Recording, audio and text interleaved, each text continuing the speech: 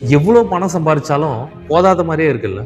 20,000 ரூபாய் சம்பளத்துல ஒரு வேலைக்கு போகும்போது பத்தல, ஒரு 30,000 ரூபாய் சம்பாதிக்கணும் அப்படின்னு தோணும். 30,000 ரூபாய் இன்கிரிமெண்ட் வந்தா கூட இதுவும் பத்தல, 50,000 ரூபாய் வேணும் அப்படின்னு தோணும். சம்பளம் எவ்வளவு வளர்ந்தாலும் பணம் மட்டும் நமக்கு போதாத மாதிரியே இருக்குது இல்ல. அது காரணம் என்ன அப்படின்னு ஆழமா யோசிக்கிறீங்களா? அப்படின்னா இந்த வீடியோ உங்களுக்கு நிச்சயமா பயனுள்ளதா இருக்கும். உங்களுக்கு நல்ல பசி, பிரியாணி சாப்பிடணும், உங்க கையில வெறும் 100 ரூபாய் தான் இருக்கு. என்ன பண்ணுவீங்க?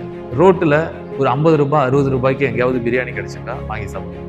இதே இப்போ உங்ககிட்ட 500 ரூபாய் இருக்கு, அதே நல்ல பசி, பிரியாணி சாப்பிடணும், என்ன பண்ணுவீங்க? ஏதாவது ஒரு நல்ல ஹோட்டலா பார்த்து ஒரு 100 ரூபாய் 120 ரூபாய் ரேஞ்சில் இருக்கிற பிரியாணியா வாங்கி சாப்பிடுவீங்க.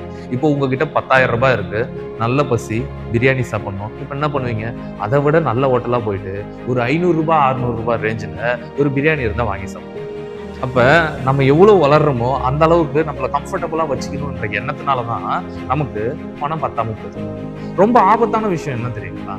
நம்ம என்னைக்குமே நம்ம எங்க இருந்து வந்தோம்ன்றதையும் நமக்கு கீழே எத்தனை பேர் இருக்காங்கன்றதையும் நம்ம பார்க்க மாட்டோம். அதுல நம்மளுக்கு சாட்டிஸ்பேக்ஷனே வராது.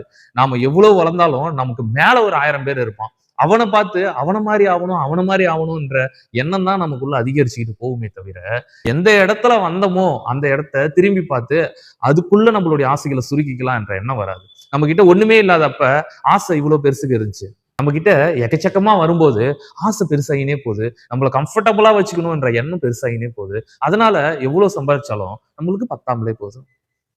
அப்ப என்ன சார் பண்ணலாம்? இந்த ஒரு விஷயத்த மட்டும் செய்யுங்க. உங்களுடைய ஆசைகளை தள்ளி போடுங்க. ஒத்தி வைங்க. அவ்வளவுதான்.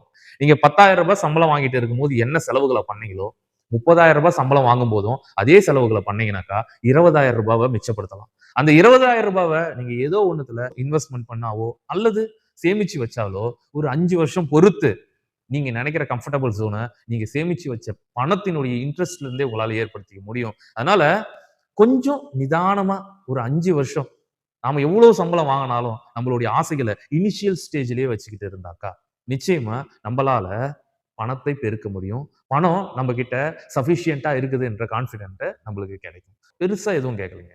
ஜஸ்ட் உங்க ஆசைகளை மட்டும் தள்ளி வைங்க. நிச்சயமா இந்த பிரச்சனையில இருந்து உங்களுக்கு தீர்வுகள் கிடைக்கும். அனைவருக்கும் நன்றி.